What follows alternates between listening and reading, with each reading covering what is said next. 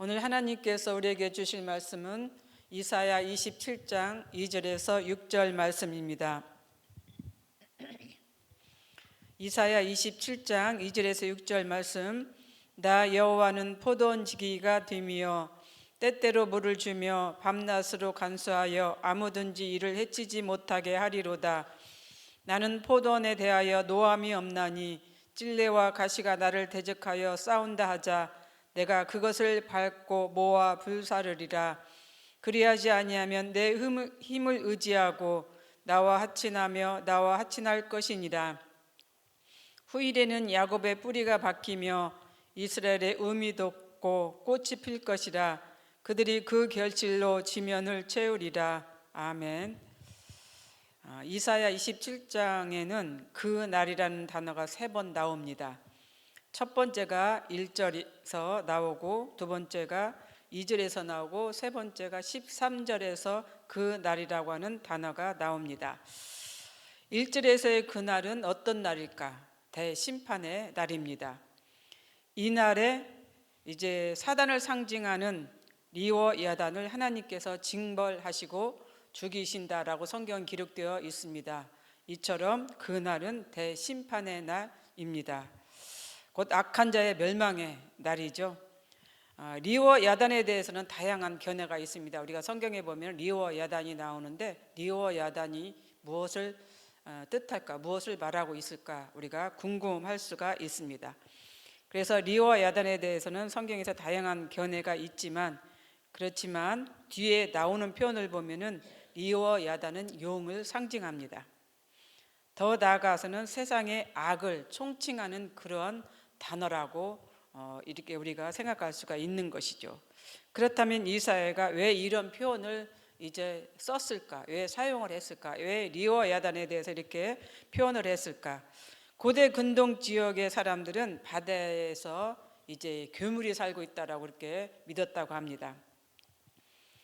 그래서 이 괴물이 사람이나 배를 삼키고 이제 그렇게 한다라고 그 고대 근동 지역의 사람들은 그렇게 생각을 했다라고 하는 그런 것이죠. 그런데 그 괴물이 용 혹은 뱀으로 생각을 했던 것입니다. 아마도 이런 의미를 가지고 이사야 선지자가 이 당시 성경을 기록하면서 이렇게 사탄에 대해서 이런 표현으로, 이런 단어로, 이러한 동물로 묘사했던 것이 아닐까, 이런 생각을 해보게 되는 것이죠. 이렇게 힘이 세고 무시무시한 괴물인 리워 야단을 하나님께서는 크고 강한 칼로 이렇게 단번에 죽이실 거다라고 이렇게 말씀했던 것이죠. 이러한 표현을 통해서 하나님께서 이렇게 크고 강한 칼로 우리의 사탄을 죽인다라고 하면은 어떤 마음이 듭니까? 시원한 마음이 들지 않습니까? 싸워서 이겼다, 승리했다라고 하는 그런 마음이 이제 들게 되는 것이죠. 그렇다면 리워 야단은 무엇을 상징하는 것일까? 한마디로 사탄을 의미합니다. 적 그리스도를 의미하고 또 하나님의 백성을 멸망으로 인도하고 있는 거짓 선지자를 이제 가리킵니다. 그래서 좀 더 자세하게 리워 야단에서 살펴본다면 리워 야단을 성경에서는 날랜 뱀, 꼬불꼬불한 뱀, 바다에 있는 용이다라고 이렇게 표현하고 있습니다. 그래서 어떤 학자들은 이렇게 기록된 세 종류의 동물을 보고 심판의 대상도 셋이다라고 이렇게 생각했다라고 합니다. 그러나 일반적으로 이런 동물은 이스라엘을 괴롭히는 주변 모든 열방의 세력들을 의미하는 것입니다. 애굽이나 아수르 혹은 바벨론이나 바사와 같은 주변 국가들, 강대국들을 이제 얘기하는 것이죠. 그 다음은 하나님의 백성들을 핍박하는 모든 세력들을 말합니다. 마귀 혹은 짐승, 거짓 선지자들, 이런 것들을 표현하고 있는 것입니다. 하나님께서는 그 날에 이렇게 크고 강한 칼로 이제 그들을 징벌하시며 죽이겠다라고 이렇게 말씀했습니다. 그날은 어떻게 보면 그들에게는 환난의 날이고 우리들에게는 구원의 날이 되겠지요. 두 번째로 그날은 2절에 있습니다. 그날에 너희는 아름다운 포도원을 두고 노래를 부를지어다. 오늘 본문 내용을 보면 너무나 정말 따스하고 또 하나님의 그 사랑을 느끼는 그러한 표현을 우리가 보게 되는 것이죠.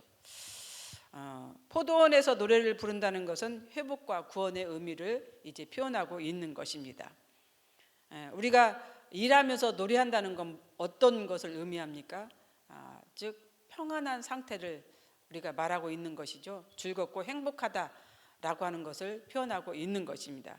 즉 여기서 포도원에서 노래를 부른다라고 하는 것은 그만큼 안정적이고 편안한 삶을 우리가 생각해 볼 수가 있는 것이죠. 이것은 즉 이스라엘 백성들의 회복과 구원을 얘기하고 있고, 더 나아가서 우리가 생각해 본다면은 신약시대 하나님의 백성들에게 하나님께서는 이러한 은혜를 주시겠다라고 하는 그러한 말씀입니다. 한마디로 이날은 구원받은 자들이 하나님께 노래하는 그러한 날입니다.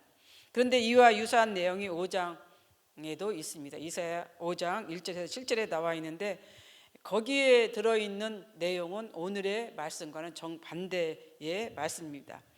포도원의 주인과 그 주인이 포도원을 극진히 보살핀다는 점에서는 오늘 27장에 있는 것과 5장에 있는 말씀과는 동일한 점에 같습니다. 하지만 5장에 나타난 포도원은 열매를 맺지 못하고 찔레와 가시가 나며 여호와께서 그것을 버려두며 그것을 대적하게 짓밟히게 하며, 특히 자라나는 과정 속에서 비도 주지 아니하고 물도 주지 아니하며 대적도 막아주지 않는다라고 하는 이제 표현이 5장에 기록되어 있습니다.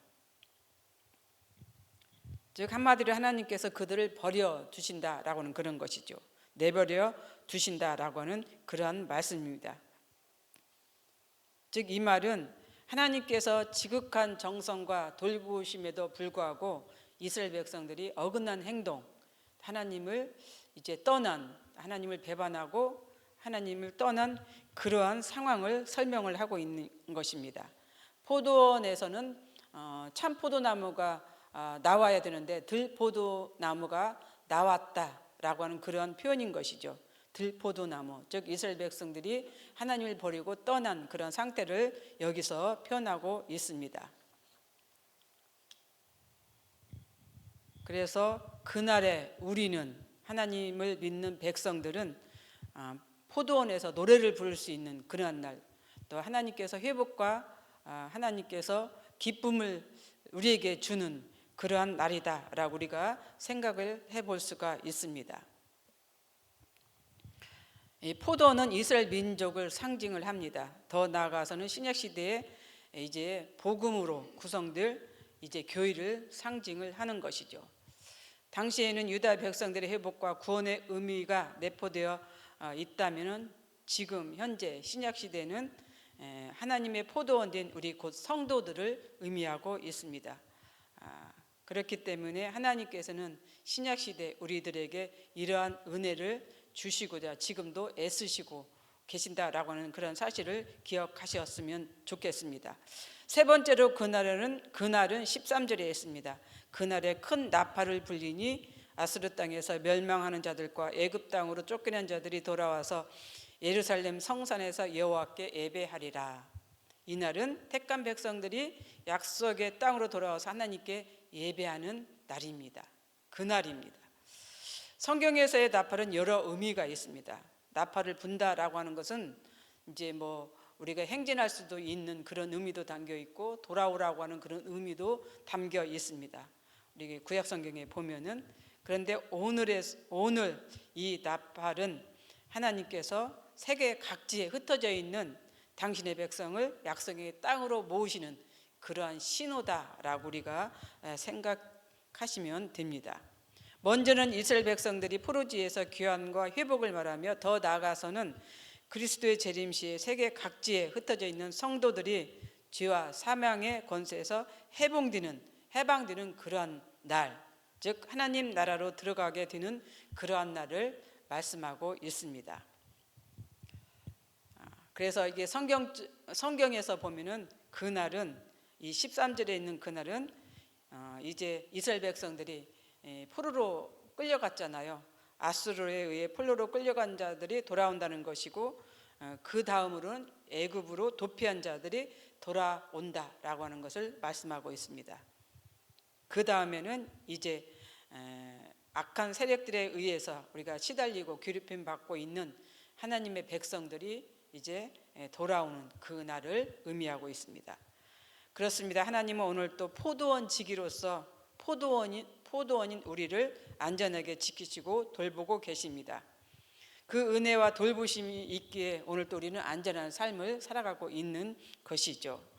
그 안전함과 돌보심이 있기에 오늘 여기에서 우리는 편안하게 또 안정된 마음으로 하나님을 찬양하며 또 기도하며 말씀을 듣게 되는 것입니다.